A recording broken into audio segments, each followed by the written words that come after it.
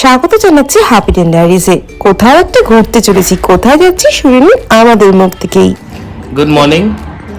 আজকে হলো 6 তারিখ, 6ই ডিসেম্বর।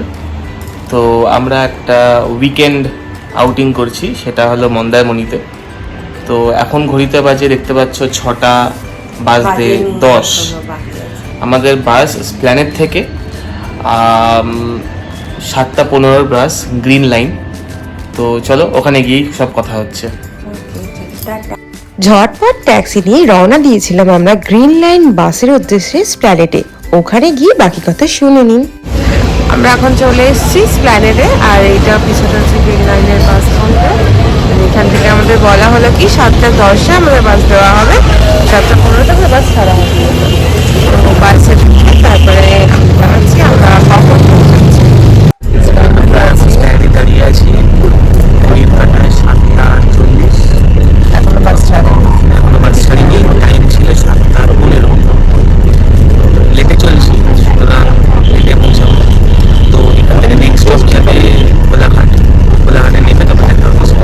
নির্ধারিত সময় থেকে 20 মিনিট লেটে বাস ছাড়লেও বাস কিন্তু সময়ের মধ্যে পৌঁছে দিয়েছিল কোলাঘাটের দিকে, এবং আমরা স্টপেজ নিয়েছিলাম কোলাঘাটের থেকে ঠিক একটু এগিয়ে, যেখানে আমাদের ব্রেকফাস্টের জন্য 8 ঘন্টার সময় দেওয়া হয়েছিল। তো আমরা এখন হল্ট করেছি। কোথায় এটা?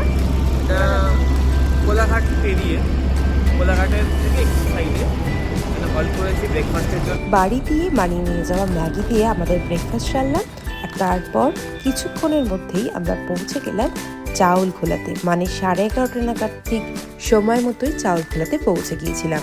ওখান থেকে টোটো নিয়ে আমরা যাব আমাদের রিসর্টের উদ্দেশ্যে। এরই মাঝে বলে রাখি আমাদের একটা ছোট্ট কথা, আপনাদের কাছে ছোট্ট রিকোয়েস্ট, আপনাদের ছোট্ট ছোট্ট মোটিভেশন আমাদের সাহায্য করবে বানাতে নিউ ক্রিয়েশন। তাই অবশ্যই আমাদের চ্যানেলটাকে সাবস্ক্রাইব করে দেবেন, লাইক করে দেবেন ভিডিওগুলোতে, আর আমাদের জানাতে ভুলবেন না কেমন লাগছে আমাদের ব্লগগুলো। রিসর্টে এন্ট্রি করতেই প্রথমেই ছিল ওয়েলকাম ড্রিঙ্কস। ওই 15 থেকে 20 মিনিটের মধ্যেই পৌঁছে গিয়েছিলাম আমাদের রিসর্টে। আর রিসর্টের নাম দ্য রাতসিন। রিসর্টটার কিছু কিছু ভালো দিক রয়েছে যেগুলো আপনাদের সাথে আমি শেয়ার করব। আর আমাদের কিন্তু বেশ ভালো লেগেছে, রুমটা তো খুবই ভালো ছিল।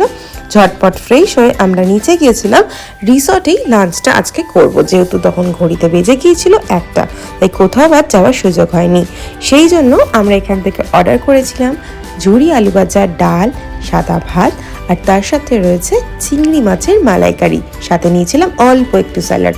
খেতে টেস্ট ছিল ভীষণই ভালো। খেয়ে দিয়ে আমরা গিয়েছিলাম একটু বিচের দিকে হাঁটতে, মাত্র 1 মিনিট দূরেই রয়েছে বিচটা। এই ব্লগটা এখানেই শেষ করছি, দেখা হবে নতুন একটা ব্লগে। পরবর্তী ব্লগ দেখার জন্য please like, share and subscribe.